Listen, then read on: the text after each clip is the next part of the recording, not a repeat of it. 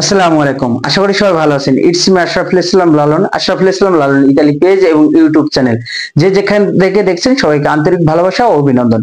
যারা ফেসবুকে থেকে দেখছেন ফেসবুকটি লাইক, ফলো, শেয়ার দিয়ে এবং ইউটিউব চ্যানেলটি সাবস্ক্রাইব করে পাশে থাকুন। ধন্যবাদ।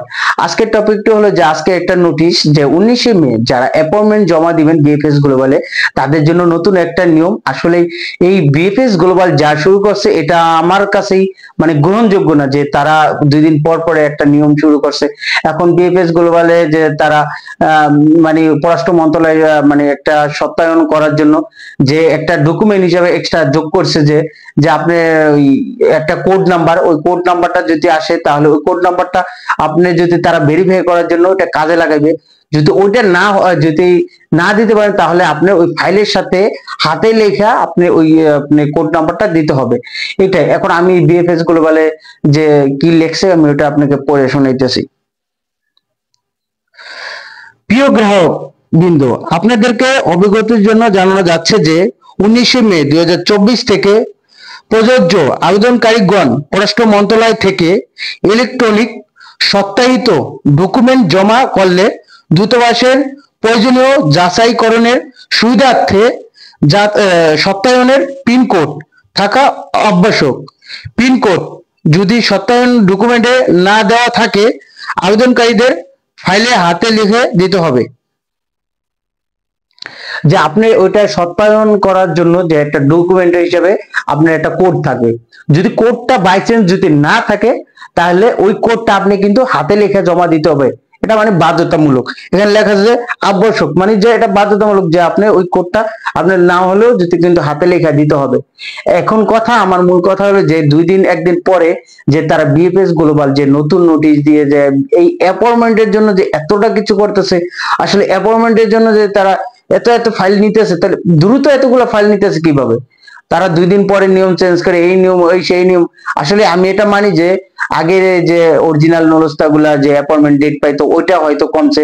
যারা ফেক নলস্তা তাদের ওই এসএমএস গুলো আমি দেখছি যে ডাজ নট ম্যাচ যে নলস্তার সাথে, এই লেখাটাও আমি দেখছি যাদের মানে অ্যাপয়েন্টমেন্ট ডেট নিছে কিন্তু নলস্তা ফেক, তাদের কিন্তু আপনার রিপিট মেলটা পাঠাইছে ওইরকম।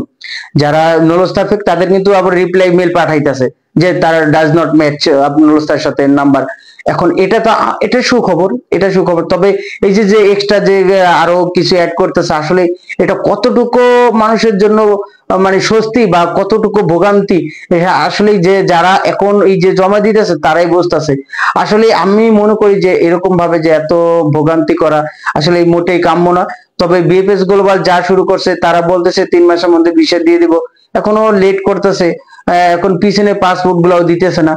এখন তারা নতুন নতুন অ্যাপয়েন্টমেন্টের সিস্টেমটাই করছে। তবে আমি নতুনদের জন্য খারাপ বলবো না, তবে আমি আপনাদেরকে উদ্দেশ্য বলি, দেখেন তারা জমা নিতেছে যে পরিমাণ, কিন্তু তারা ডেলিভারি দিতেছে না। আজকে আপনি জমা দিতে আছেন, হ্যাঁ আজকে আপনি বলবেন যে আমি জমা দিতে আমার টাইমে যদি এখন অল্প জমা নেয় তাহলে তো আমি হয়তো আমি নাও পড়তে পারি জমার আন্ডারে, কিন্তু আজকে আপনি জমা দিতে আছেন, হয়তো আপনি কালকে এই ভুক্তভোগীর আন্ডারে পড়ে যাবেন গা।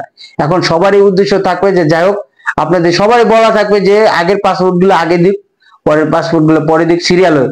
আর পাসপোর্ট গুলা তো সবাই ঐক্যবদ্ধ হয়ে যে আমরা যে একটাই কথা বলতে হবে যে পাসপোর্ট, হ্যাঁ যে এতগুলো জমা নিয়ে তারা আপনারা কেন আমাদের এই যে দৈনিক মানে 3 গুণ পাসপোর্ট জমা নিয়ে আমাদের মাত্র আপনার 20-30টা পাসপোর্ট জমা ডেলিভারি দিতেছেন। এভাবে আর কতদিন এভাবে যদি দেয় তাহলে তো আরো কয় বছর লেগে যাবে পাসপোর্ট সম্পূর্ণ ক্লিয়ার করতে।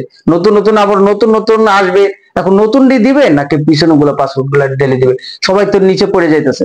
যাই হোক, তো এইরকম বিএফএস গুলো বলে যেহেতু আজকে এই যে নাটকটা শুরু করছে যে নতুন নিয়মে যে আবার কোড নাম্বার হ্যাঁ ভেরিফাই করার জন্য মন্ত্রণালয়ে সত্যায়নের জন্য এটা থাকবে, সবারই থাকবে। যদি না থাকে তাহলে কিন্তু আপনি মোবাইলে মানে হাতে লেখা ওই যে আপনার ফাইলের সাথে ওটা অ্যাডজাস্ট করে দিতে হবে। যাই হোক, আশা করি কথাগুলো বুঝতে পারছেন। আজকে বিএফএস গ্লোবাল ওয়েবসাইট থেকে এটা আজকে 19শে মে এই নোটিশটা আপনাদের জন্য দিয়েছে। যাই হোক, আমি এটার বিপক্ষেই বলতে যে তাদের পক্ষে বলতে তারা এই 2-1 দিন পরে ঝামেলা করে, এটা আমার কাছে ভালো লাগে না। যাই হোক, এটা আপনাদের কাছে কেমন লাগে আপনারা কমেন্ট বক্সে জানাবেন। আর এতক্ষণ সাথে থেকে ভিডিওটা দেখার জন্য আপনাদেরকে অসংখ্য ধন্যবাদ। আর আপনারা যারা এখনো আমাদের আশরাফুল ইসলাম লালন ইতালি পেজ এবং ইউটিউব চ্যানেলটি সাবস্ক্রাইব করেন নাই, আসলে এখন সাবস্ক্রাইব করেন বা এবং কি ফেসবুকটি ফলো দিয়ে রাখুন। এরকম ইউরোপের নিত্য নতুন ভিডিও পেতে আপনার সামনে চলে যাবে। আর সুস্থ থাকুন, ভালো থাকুন, সুস্থতা আল্লাহ তাআলার নিয়ামত।